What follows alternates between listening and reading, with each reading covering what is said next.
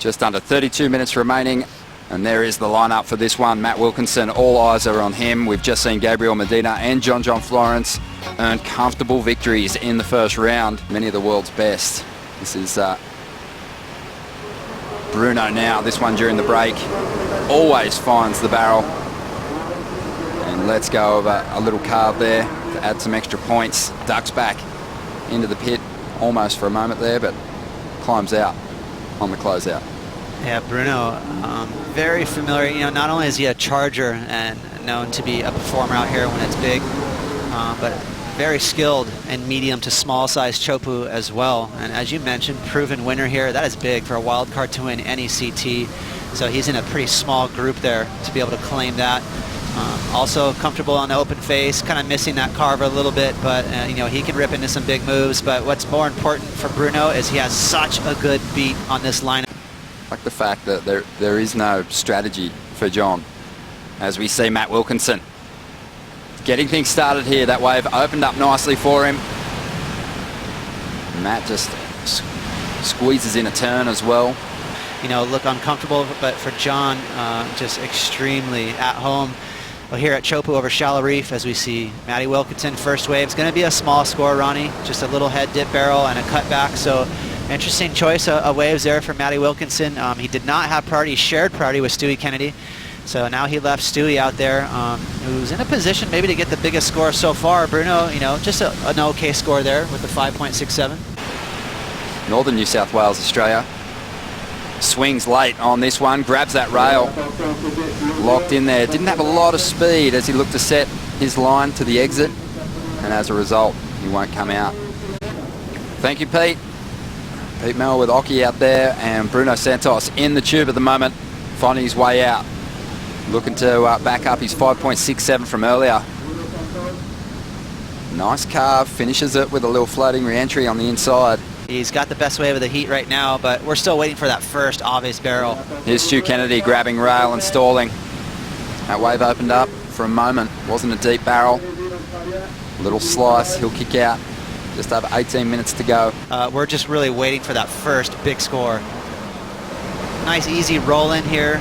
A little deeper on the lineup for Bruno. You can see he was almost second guessing it as he was paddling into it. Beautiful carve there. A lot of rail in the water. And one of the first maneuvers we've seen to finish on the inside bowl there for Bruno, actually tagging a lip. I like to see this wind, Ronnie. A little more from the east, northeast, so straighter offshore. You can see the face of the wave nice and clean on that one. So good to see the conditions improving. And kind of a forced little grab rail barrel there for Stewie, so that's going to be a pretty small score for him. So a slow start for Stewie. Beautiful view here from up top of Bruno. You can see the fingers in the reef as he passes through. Just a small wave, but it is extremely shallow out here. So even a head-high wave at Teahupo'o is very exciting. Here goes Matt Wilkinson now, using priority on this one. Nice and deep, finds the exit. But that can be over the field.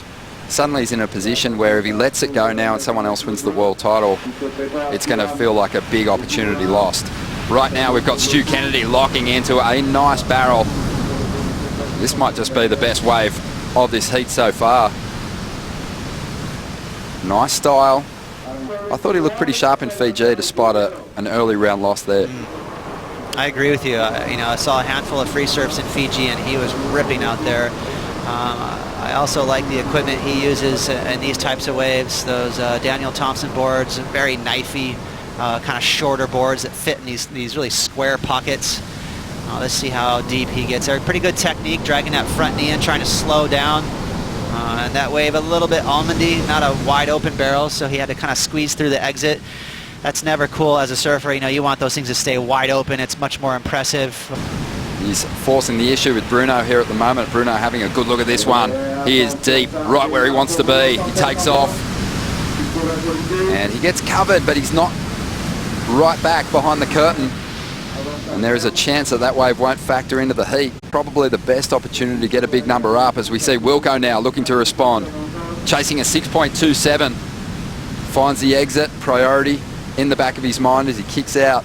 To him visually, when he was sitting in this barrel looking out, it looked like a closeout. So he's looking at a ton of wall right here. and that's what made him kind of step on the gas and keep going. You can see how this wave closed out right there. So he's looking at that end bowl the entire time in the barrel going, wow, is this thing going to close out?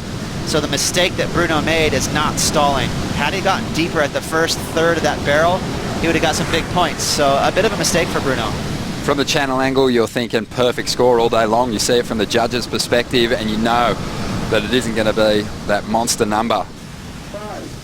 Well, the onside announcer counting this one down. The heat has come to an end. Matt Wilkinson into round 2.